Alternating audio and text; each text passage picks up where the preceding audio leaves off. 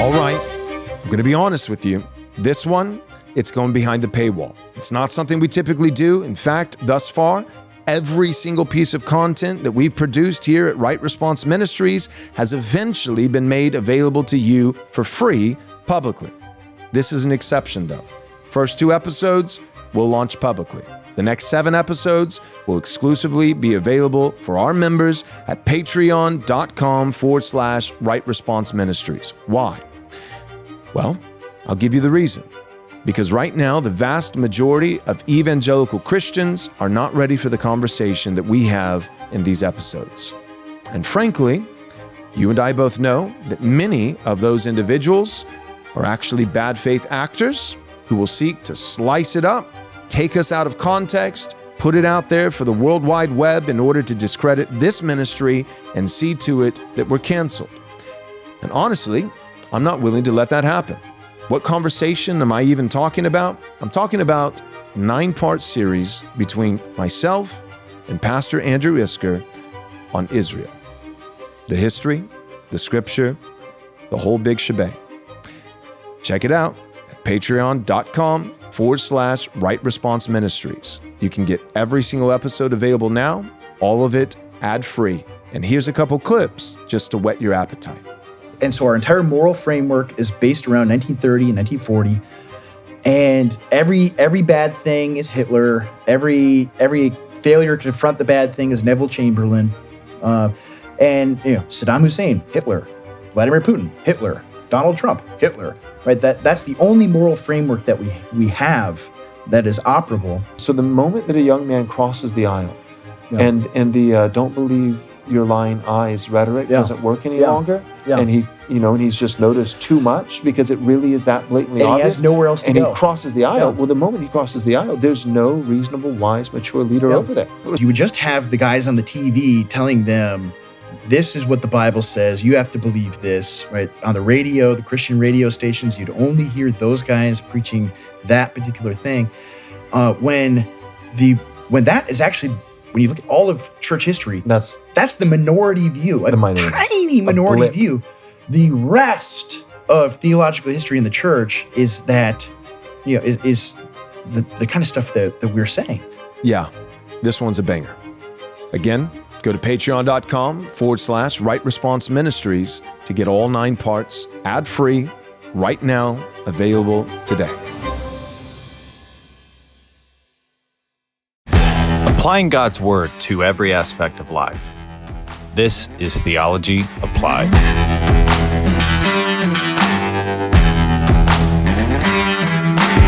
All right, welcome to another episode of Theology Applied. I am your host, Pastor Joel Webben with Right Response Ministries. And in this episode, if there was any title for it, we'd probably call it something like this: No More Brother Wars. It is an episode that actually was recorded by the King's Hall, which you should have heard by this point. This episode that we're doing now comes out a few days later. If you haven't had a chance, go over to the King's Hall and check out the episode that they put out. And this is kind of a repeat, maybe getting into the weeds on some certain specific topics that they didn't address. But I have, as special guest for this episode, the co-host of the King's Hall. Guys, thanks for coming on.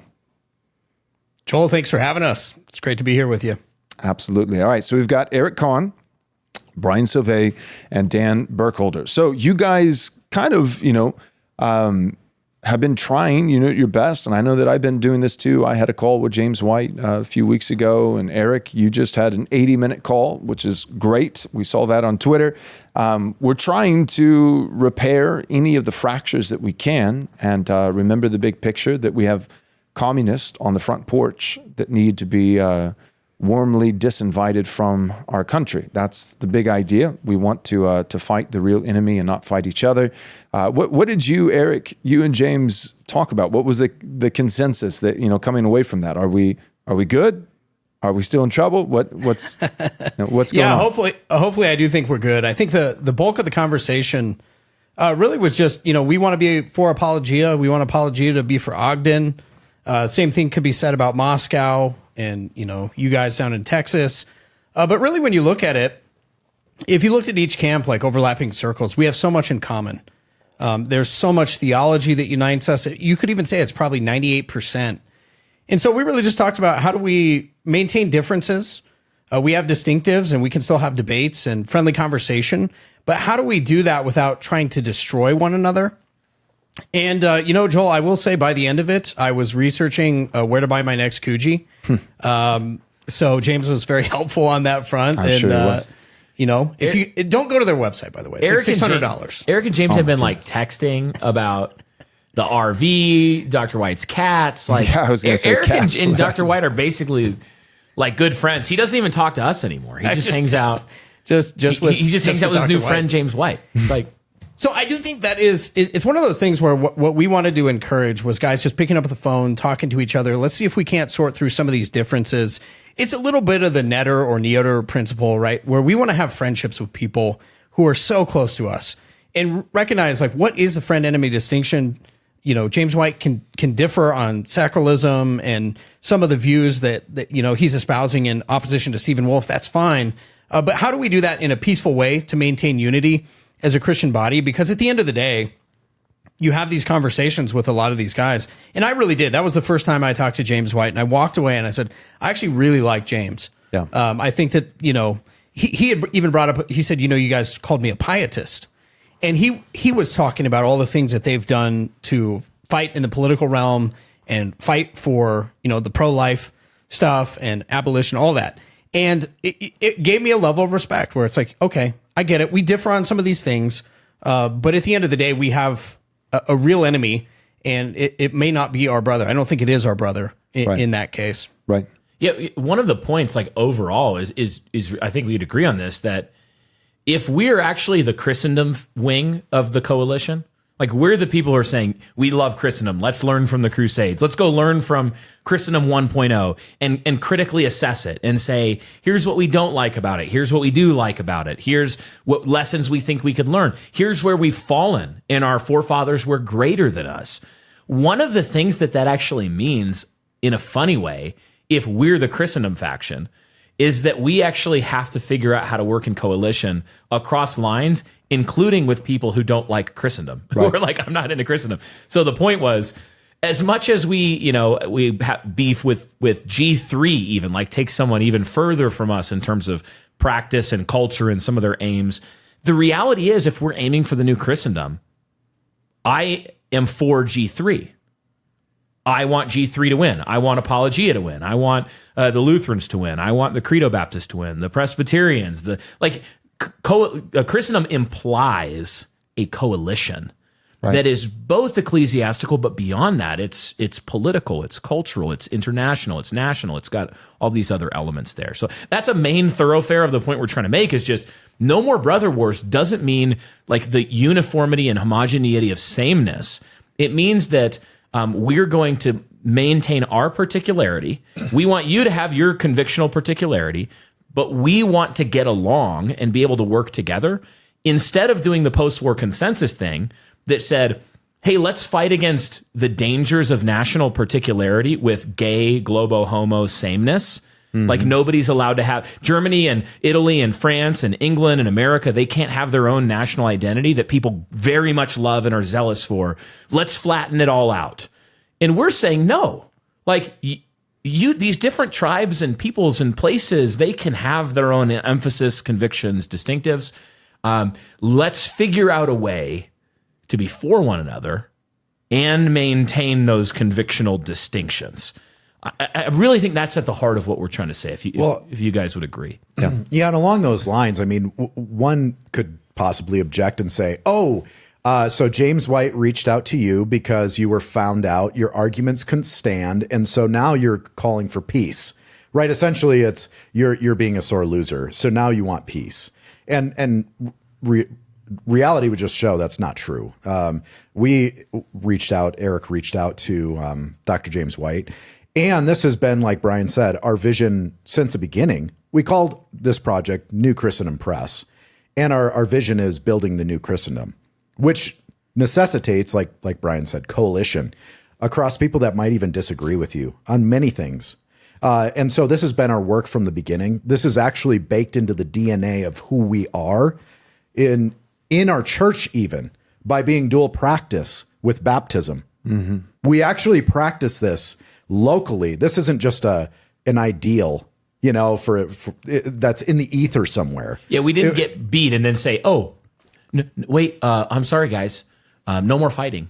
Yeah. We got punched in the face, and now it wasn't like in our church we're like, oh, we're convinced of paedobaptism, and we don't really have a good defense for the credo baptist, so we'll just accept both and like concede defeat. That's not what happened. This is our DNA. This is our value. Yeah, I think the other part too, Joel, in this is like as you're doing the historical research on the first Christendom, you find that time and time again, Christians have been destroyed primarily because there were betrayals from within, coalitions that fell apart, whether it's, Skanderbeg and John Hunyadi, and then you'll get somebody in the middle who has betrayed them, refuses to come to the aid of the Christians. Vlad, of course, is sold out by another Christian prince and for the Turks. And so as we looked at that, we said, wait, this is a huge issue. And one of the temptations that we have to fight, I think, particularly as Protestants, is to continually ghettoize and then fight each other rather than, again, realizing, hey, what would happen if we actually work together? The other thing I would say about it is if you actually have relationships with people, kind of slowing your roll and saying, okay, I didn't like that tweet. Maybe I don't get it. We've done a lot in the last couple of weeks of just firing off text message and saying, I'll screenshot or I'll send the link to the text or the tweet in a text, and I'll say, what did you mean by this? And this concept is foreign to a lot of people, but you don't actually have to grab every passing dog by the tail. Right. Yeah, and not everything has to be your immediate response to something you disagree with. It doesn't. There's no law of the universe that says you must tweet publicly about it before you actually try to talk to the person. And we're not saying that public teaching isn't open to public scrutiny. Of course, if I tweet something, if Eric or Dan or any of us, we say something on the record in a public forum like Twitter, it is perfectly fine if someone else in a different tribe or camp argues with it and says, we're not, I don't agree. Can you clarify here? What I don't want, though, is the behind the scenes political silencing, whisper campaigning, gossip campaigning, but where you haven't actually ever talked to a person that you very much could. And you're about 4 degrees of separation removed from. Right. And instead of talking to them and trying to work out differences, you're privately, secretly warning other people about them. And you're sending emails and you're doing all that. That to me is kind of not that helpful. I'd like to hear you guys, your thoughts of why have there been these fractures in the first place? I have my opinions, but why is it that all of a sudden because when I think of a certain wing of the Reformed world, they're like the CREC, they've always had a reputation of being some of the most ecumenical guys on the block. Like if Rod Dreher is calling Doug Wilson a tyrant and a dictator that his boot is going to be stamping on a face that's smushed into the curb in perpetuity. He gets an invite, and not for a private discussion, but to publicly speak to the NSA students, right? Or if you're Paul Miller, or whatever, and you're quite literally a Fed, like invitation, so that lots of invitations, but in some ways it feels like the closest guys are the ones who are treated as though they're the biggest threat. Do you guys have any thoughts on that? Well, I do. I think that and I want to steel man this. I want to try to say this in a way that I think someone who has had concerns maybe about Ogden or about you would go, yeah, that's the thing. That's the thing I'm actually trying to get at. Because otherwise it's like you can go back and forth in podcasts forever and never really deal with the issues. So the way that I've thought this through in my mind and tried to understand it is that when you're really close and overlapped, like you've described, you've got multiple ministries, multiple, as we call them, Christian boroughs that are making, influential content, writing books, podcasts, things like that. And because of your overlap, your people are being influenced by these other people. Okay. So now it's a concern for you because you're concerned for your people. And so let's say then that one of those Christian boroughs that's close enough that you share quite a bit of an audience with them. They're not James McDonald he's probably not around anymore. They're not some crazy charismatic group out there that has nothing to do with your people. Like you're in the Reformed world. close overlap. Now, let's say that there's stuff going on in that world that you're genuinely concerned about. You don't like it. You think it's wrong. You think it's leading people astray.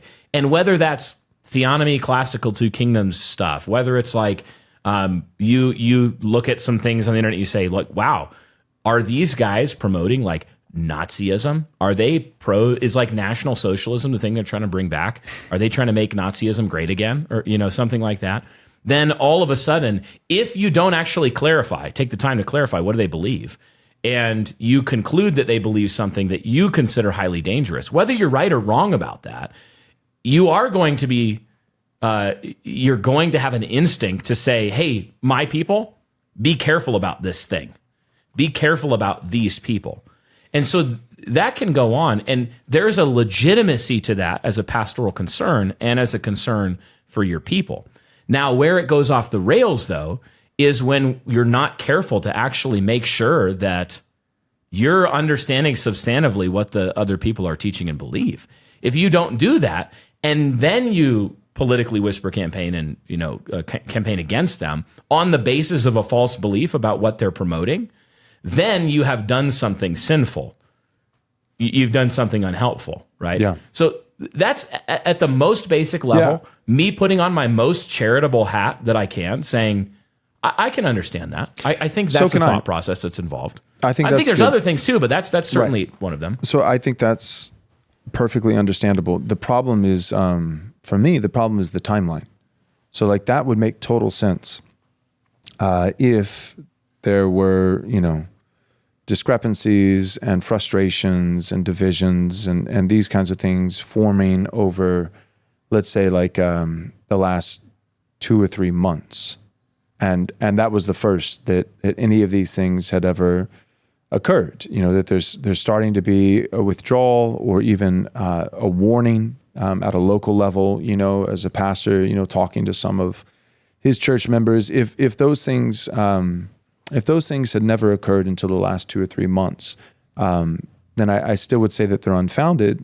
Pick up the phone, give us a call. You'll quickly find out that none of us are fans of socialism. That these concerns are ill-founded. But in my experience, it's not. I'll say it like this: in my experience, taking Nazis as an example, the White Boy Summer video that you, Brian, and Eric and I shared, and then there's like 650 quick images, and then we were alerted that, hey, well, there might be some Nazi imagery, and so then we come back, and we're like, hey, just for the record, we don't like Bolsheviks, and we also don't like Nazis.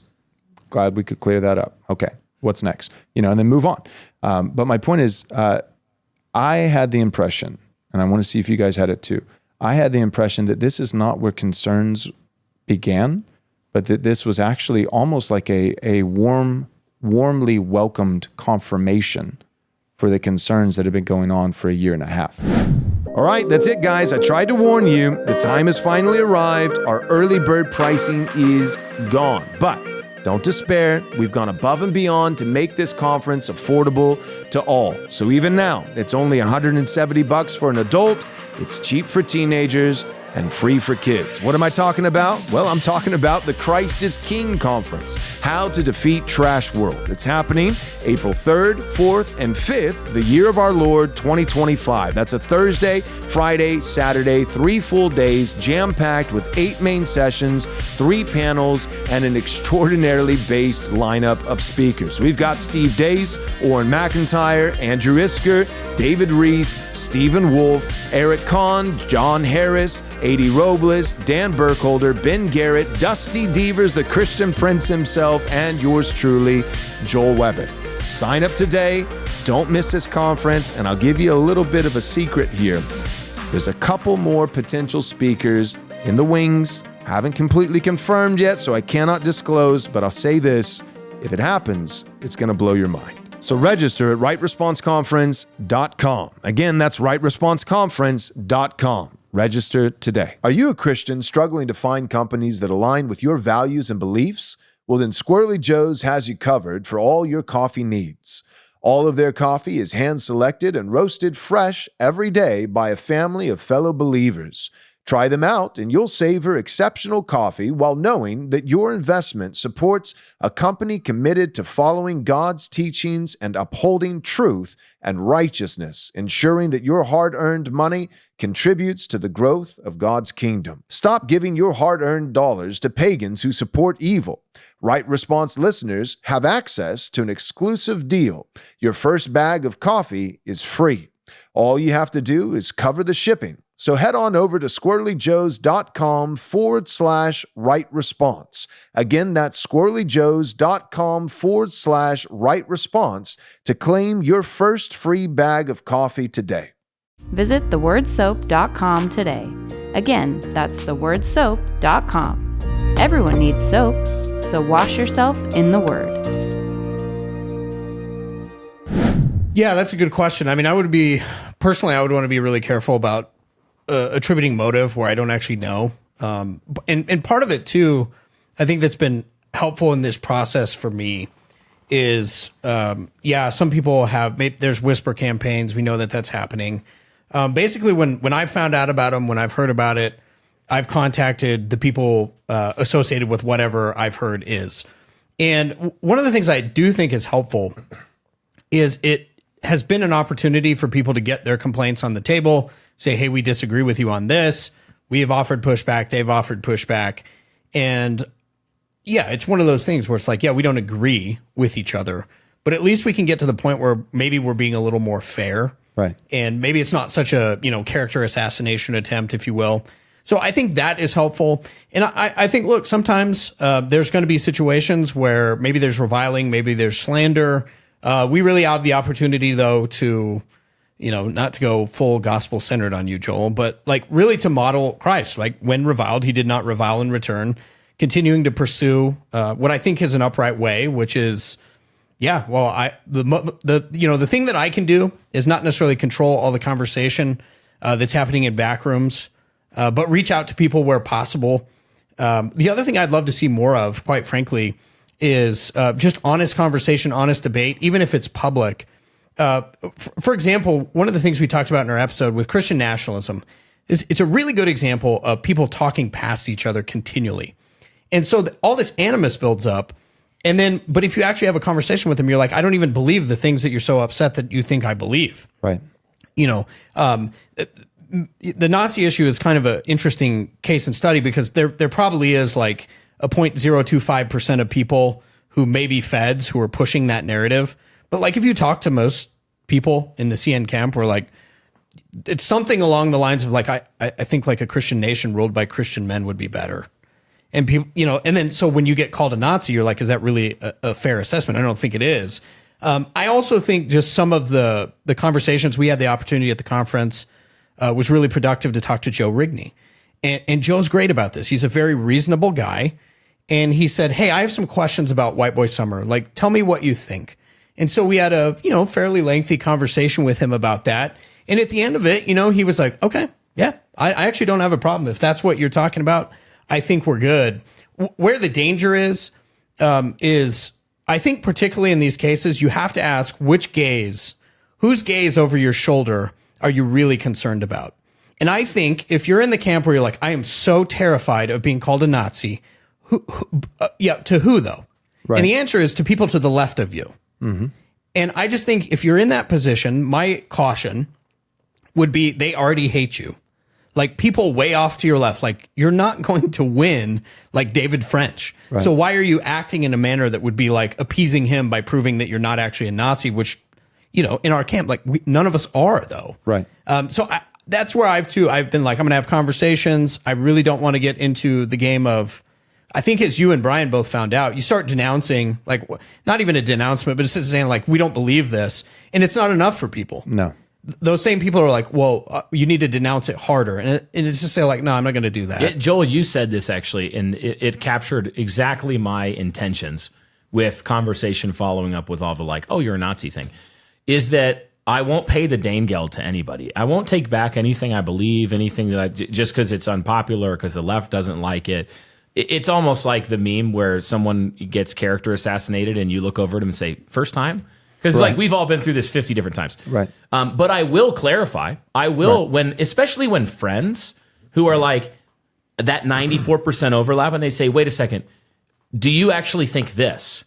If it's sufficiently unclear, I'll absolutely say, hey, just so everybody knows, this is what I believe, uncontroversially. But the second you do that, people think that you're getting in, that you're the monkey dancing to their organ grinding, and you're actually not. Because that's why I just chuckled at the what's the word? The interlocutors who are not good faith after that point, who were like, oh yeah, well, what about this? What about that? Do you denounce this person, that person, this handle on Twitter? And I'm like, no, I'm not doing that. I'm sorry. Right. No, not going to do that. Not going to play the game. The other thing I think that's helpful in this conversation to point out is, so we went through these issues, we've talked to Dr. White, and that was helpful. There were definitely people, let's say you mentioned the CREC, there were definitely people who had some concerns about our teaching and, whatever. Real quick, just for the record, it's not all, and this is always the case with any kind of group or any, speaking in any generalities, it's never everyone.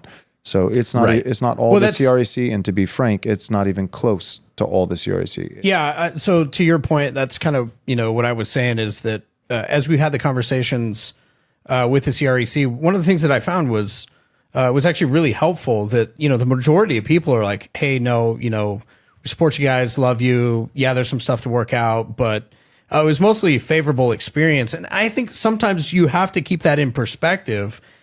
Because, if you have people offering critiques, that is going to be the loudest thing. That's going to be the thing that everybody remembers and heard about. But again, so many people from within the denomination were helpful. We could say the same thing about the PCA, the OPC. There's definitely guys in each camp where, they're not super big fans of us.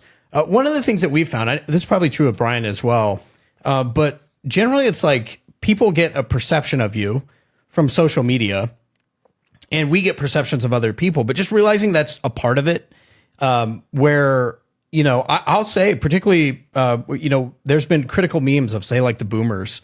Well, you got to give them some grace too. A lot of these guys did not grow up with social media. And so the interaction that they're still trying to interact like it was a blog or a debate or a format that existed 20 years ago, 15 years ago, whatever it is. Even with my, high school son, I'm like, he's like using words that are like very like Gen Z. And I'm like, I feel old and the flashlight's on my phone and I don't know what to do about this. So I think it's also just being gracious with one another and slow to jump to some of those conclusions. A point as well. So this is an interesting case study, actually, of a lot of what we're talking about. You actually brought it up earlier. There was the sermon.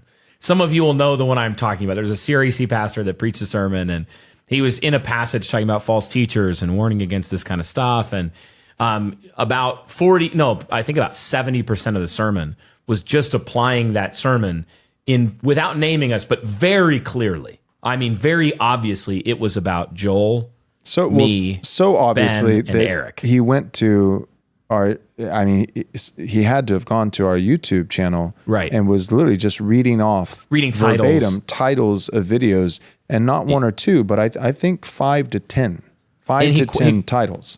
He quoted Eric like an actual tweet, but didn't name him. So, and then it was like, the very strong implication that was left was that, I'm not saying these guys are false teachers, but like Hymenaeus, Alexandra, the Chorus Rebellion, the earth, God opened the earth and swallowed everyone up. But, and then like all these other things about these guys, but also, so like, just be careful out there. And immediately people started sending us, the sermon, because there are people that we actually know and are friends with in the congregation. Right. In his church. And supporters of our stuff. And they're like, what did our pastor just do? Wait a second. What happened? So instead of make a public statement, this is an example of what we're talking about. Instead of like getting on Twitter and starting to freak out and quoting the sermon and flame warring, which I think we could have done pretty effectively. Like we know how to flame war, right? We're pretty good at that. We just said, hey, let's contact the minister. Let's contact the presbytery. Let's contact the presiding minister. Let's talk to these guys and let's just work this out if at all possible first. Because this is the pulpit. This is a big deal. I think he's calling us false teachers. Like I think he's saying we're damnable heretics who should go to hell. So let's figure it out. So in the course of this meetings and setting this up, one of the things that we actually found was that many CREC ministers and congregants had also reached out. Good. And some of them even, and one of the ones that actually went to bat for us was Pastor Wilson. Yeah. Amen. And some other ministers I know in Moscow. And so they said, "Look, I don't think that was fair." So we talked. The pastor said, "Believe it or not, I actually wasn't trying to say you guys were false teachers. We don't agree on all this stuff." And we were like, "I mean, I don't know how you could not take that away." The text is about false teachers. But yeah. So sure. then he made a public statement and said, "I did not intend, while differences remain, I believe these are Christian ministers and brothers. I am praying for their success."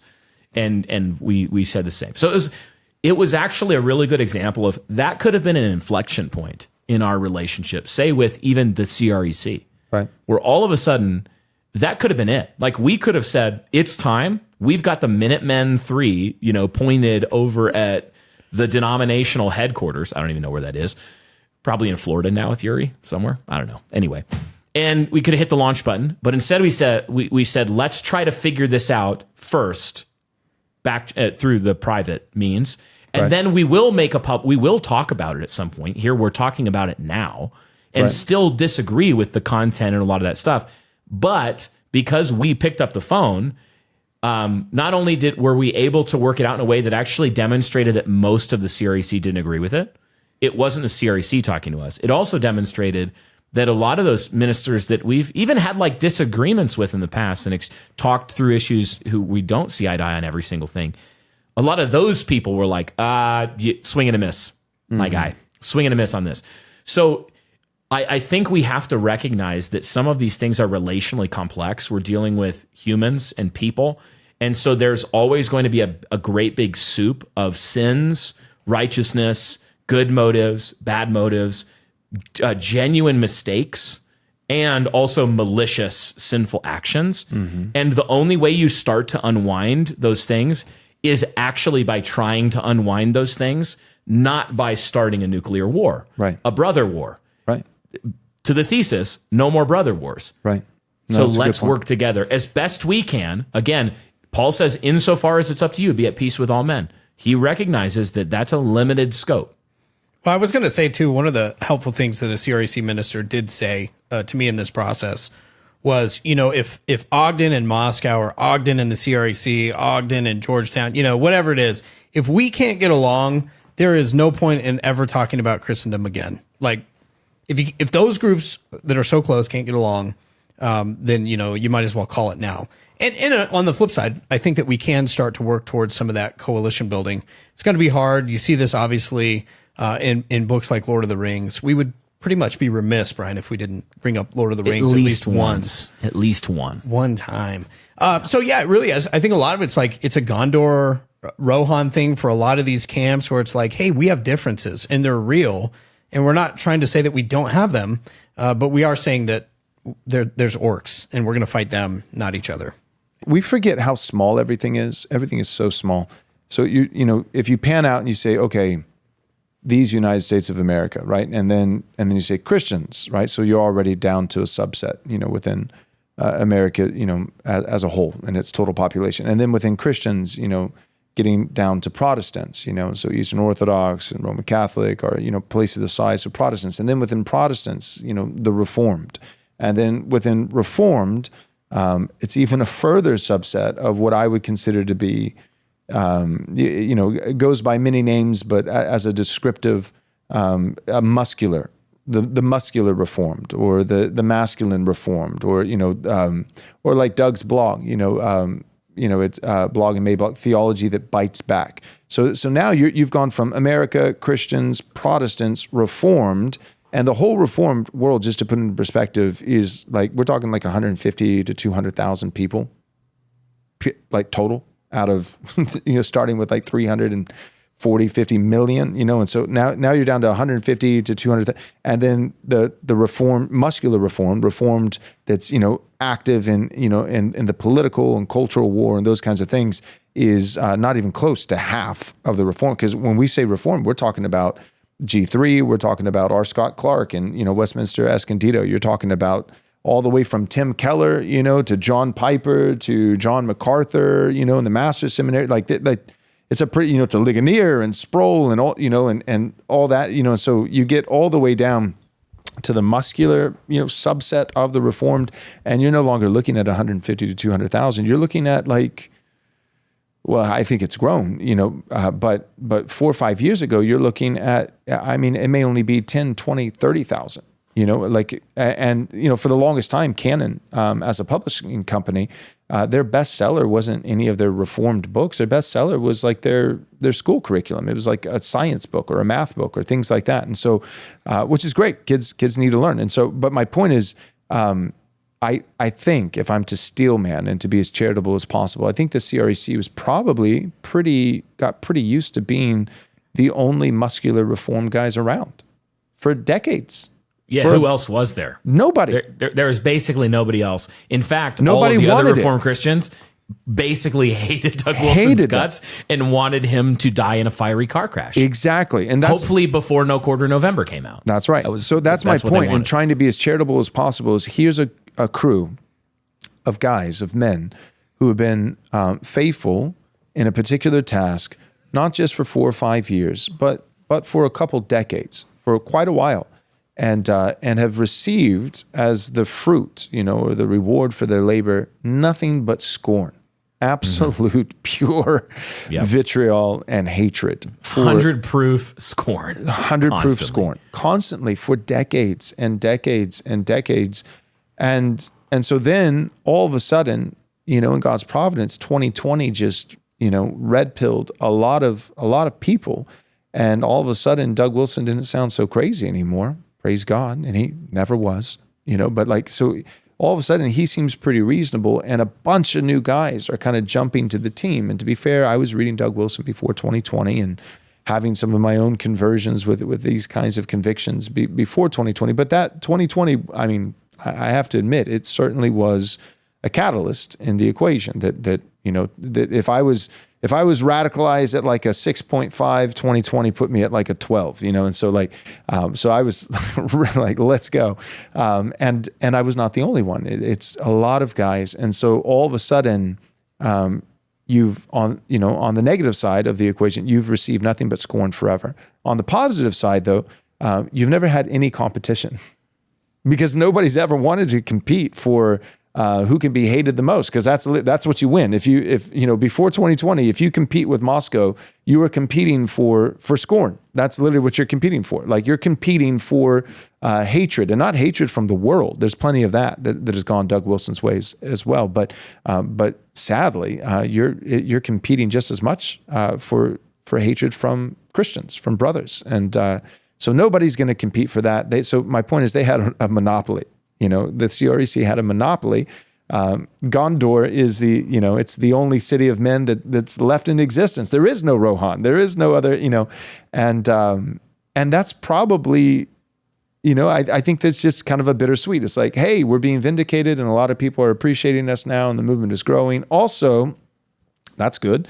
But also, there's a lot of young men that we don't, like I found it, back to that sermon, and praise God for the reconciliation that's happened. But I found it interesting, more than interesting. I found it clarifying that it was said that this is not a CREC church. These are not CREC churches, but CREC adjacent. And I think that's the point. That's what I'm getting at is I think that that the Lord in His providence is raising up other men that aren't of your exact tribe.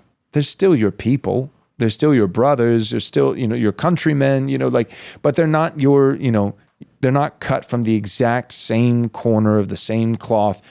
It's adjacent. It's not us. It's somebody else.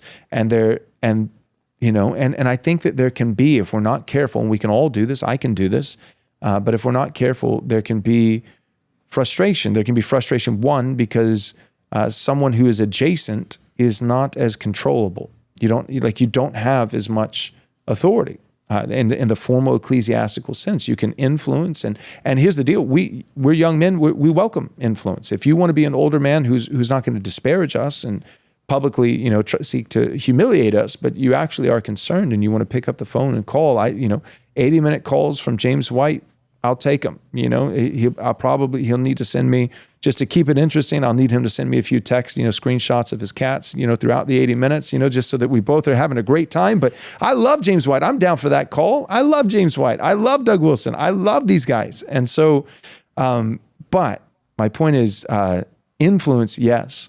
But I think that there's a temptation to say these guys, I think there's a temptation to say they stole our goods, but didn't join our crew. And if you're not careful, and again, trying not to speculate, but I try to put myself just, sometimes I try to steal man and to be charitable to the person that you're having a disagreement with. It's helpful to put yourself in their shoes and just imagine it for a moment. I was thinking, if I spent 40 years building something and everyone hated me for 40 years, I'm not even 40 years old. So my entire lifetime, I'm 38 years old. If my entire lifetime plus a couple of years, I had been faithfully building something, I'm the only one, and I've gotten nothing but scorn. And then all of a sudden, other guys overnight took me 40 years, and then these other guys in 4 years are putting up massive numbers with their podcasts and these kinds of things. And I'm listening to them. And they're just repeating like 90% of the things that I wrote in my books. And I know that they got it. I know they read my books. I know where they got it from. I know where that theology comes from. But they didn't join us. And they're kind of doing their own thing. It would be tempting to disparage. But that's back to the whole point of this show. No more brother wars. And if we want to win, Christendom, the only way Christendom wins, the whole idea of Christendom is it's this all-encompassing entity that's massive, and that you can't even, at a certain point, you don't even know like where it began, like where does it start and where does it end, and does this blur into that, and does that blur into this, and it's just this massive, like it's an ocean. Christendom is like an ocean. You're just swimming in it, and you don't know the particular current, but it's just all water. It's all-encompassing, and if you want to win, you need Christendom. And if you want Christendom, Christendom can't be perfectly organized. It can't. Christendom, I remember Doug Wilson saying this to Michael O'Fallon on Twitter. It was hilarious. But Michael O'Fallon was like, if we have Christendom, in a Christian Prince, who's that guy going to be? Who's the guy who's going to be in charge of all this? And Doug Wilson said, the same guy who's in charge of the free market. And me and another guy commented, and we're like, it's like a majestic great white shark. It breaches for a moment. He doesn't often tweet, but when he does, it's a sight to behold. It's glorious, so but my point is that that's the difficulty of Christendom is no one person, no one church, no one ministry, and no one denomination like this here gets to control it. Ogden, in Right Response, you can sit there and say, you're not doing it exactly our way. Or you could sit there and rightfully say, this is the fruit of what we worked on for 40 years. And you know what? You'll get no disagreement from me. We'll sit there and say, yes, sir. The Bible tells me to show honor where honor is due. And you're right. I would not have the convictions I have today and be doing what I'm doing if it wasn't for your faithful service when it was small for decades, and you receive nothing but scorn. So you can look at your sons and say, what the heck are they doing? Or you can look at your sons and think, I think it's appropriate to think, what the heck are you doing? I'm a father, I've got a kid, I've got a little son, and I'm often thinking that, but there's a difference in saying it publicly to other adults, mocking your son as he's doing something foolish, versus thinking it in your head, but publicly, the only thing that's going to come out of my mouth is, this is my son.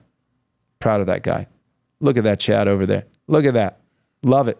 And then you pull him aside and you say, my dear son. My son. Who has bewitched you? You fool of a took. You have heard it said that cash is king. Well, our sponsor, Private Family Banking, wants you to know that cash flow is the key to building wealth. The partners at Private Family Banking are experts at teaching you how to implement a new way of thinking about money.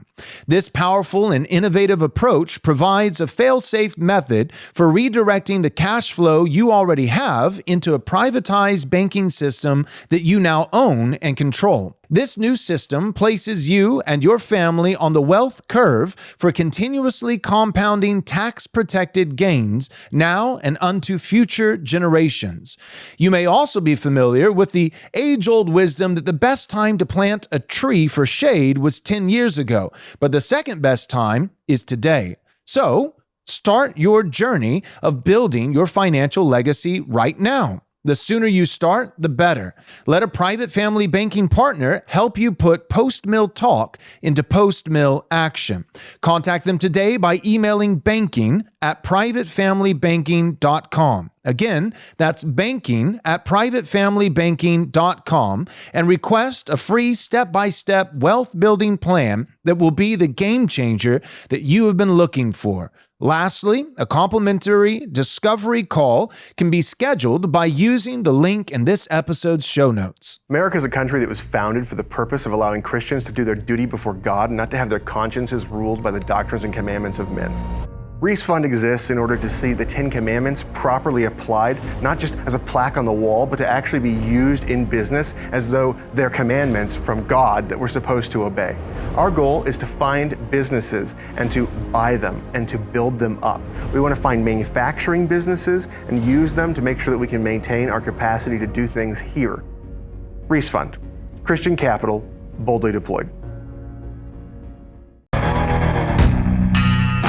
Fellas, I'm not going to sugarcoat it. I'm going to shoot you straight. It is high time to get off of gay email. Join paxmail.cc instead. We all know that these other companies support the exact opposite of everything we believe. So keep your money with the brothers. We've got email, check. We've got docs, drive, calendar, appointments, project management, check. So help us in the fight to end abortion and to stop the expansion of the gay global communist agenda. Join us today at paxmail.cc. Again, that's paxmail.cc.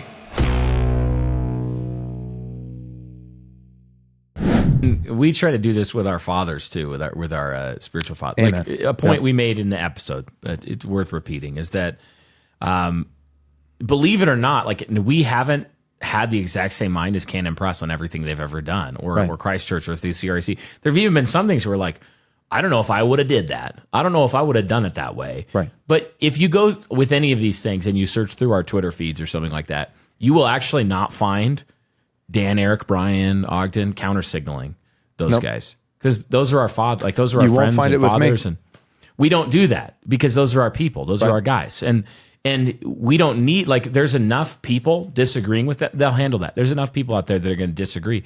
I actually want their tribe to increase. I don't want them to lose. So sure, if they ask me someday, sitting down at whatever Wooster's, if we grab a pizza at Wooster's or Tapped, then maybe we'll, and they say, what did you think about Johnny Cash's finger bone? A favorite finger? Maybe I'll give them my opinion on that. But until then, like, not really my business. If anything, what I've seen that I think just makes me a little sad sometimes is I'll see the opposite. I'll see a lot of guys who are frustrated and have felt betrayed, and I'm sure some of these guys have been stupid, and some of their feelings of betrayal are ill-founded. It's not legitimate. It's like, no, you weren't betrayed. You were stupid. But a lot of the guys weren't. They weren't stupid. And they're not all just, we say young men. They're not all 19-year-old boys, A lot of these guys are like 35, 40 years old. They've started their own business. They've got a wife and 6 kids that they're catechizing.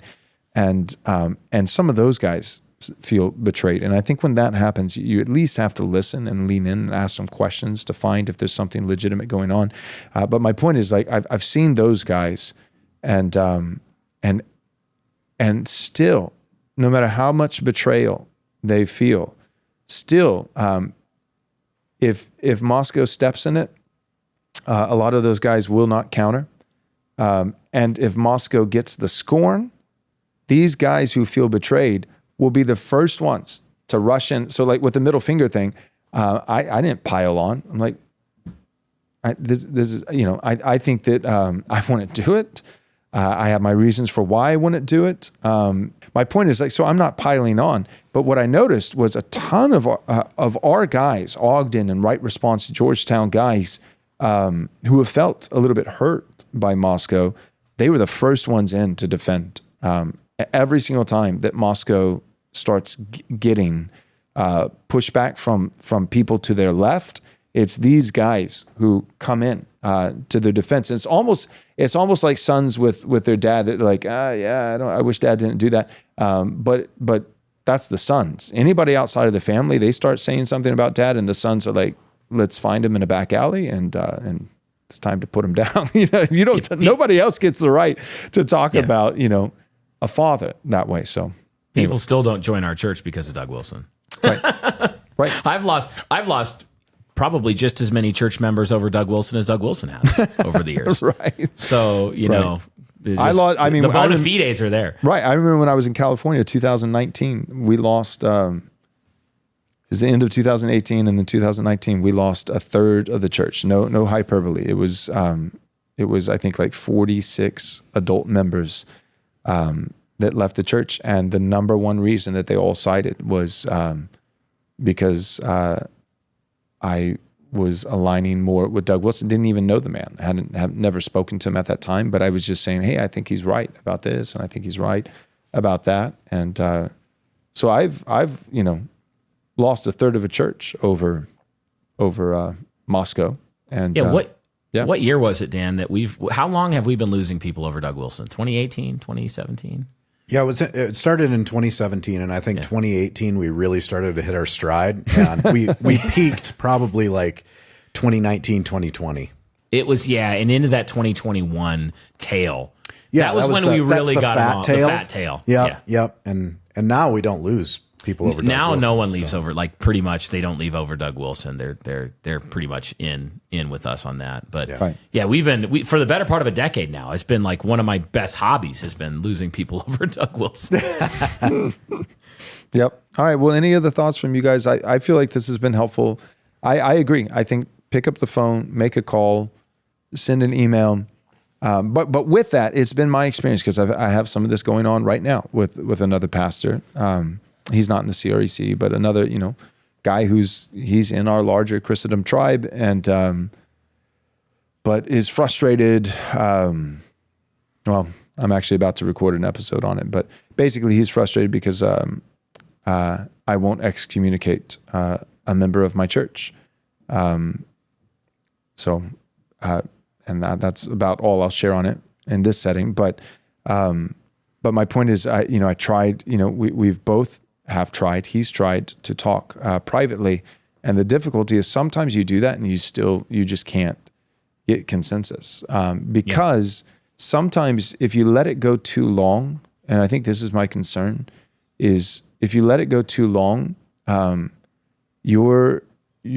biases are already like this. The cement hardens. The way that bitterness and gossip and these kinds of things work, we think like we'll have a sneaking suspicion that maybe we're out of line, maybe we're being too presumptuous and those kinds of things. But we'll keep in the back of our mind, we'll console ourselves by saying, well, I'll make it right eventually. Eventually I'll get around to having that conversation. Eventually I'll get around to that reconciliation that I know that the Lord would require.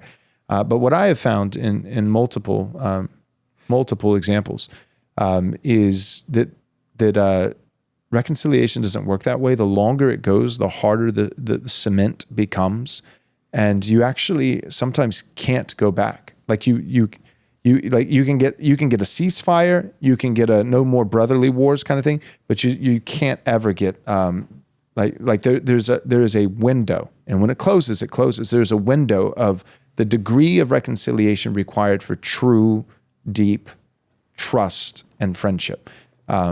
Because then eventually it's like, okay, I'm reaching out to you, but it's been months, I've sat on it, I've already really made up my mind. And so now you're telling me these things, I'm asking you questions, I'm finally giving you the opportunity to defend yourself, and you actually are defending yourself, and you're answering the questions, and you're answering them well, but I don't believe you. I don't believe you. I don't trust you. So even if we do sit down and you do give me the right answers, the ship has sailed. It's just, it's too late. It's too late. And I think this is like why the scriptures don't let the sun go down on your anger. Like their anger and bitterness, the Bible gives those things a timeline, and it's a quick turnaround, a really quick turnaround. And if you let it go, then it eventually, again, you can get to the point where it's like, I'm not going to, like Jacob and Esau, right? So it's years after the fact, and you get to the point where it's like, I'm no longer going to try to kill you. But I don't know if Jacob and Esau were like, and also, for the rest of our lives, we're going to be best friends, and let's live, let's buy a plot of land together, and you build a parcel and I'll build a parcel, and we'll celebrate each other's birthdays, and I'm going to be the godfather of all your kids. Like, no, that ship's gone. That's gone. Yes, there is some measure of reconciliation, but the degree of reconciliation at that point, when you do it years after the fact, is basically a ceasefire. That's about as good as it gets, as deep as it gets. But there's never the deep founded trust. So be reconciled sooner is my point. It's a good word. Good word. Agree. All right. Well, thanks for coming on the show. I appreciate your time and everything that you guys are doing.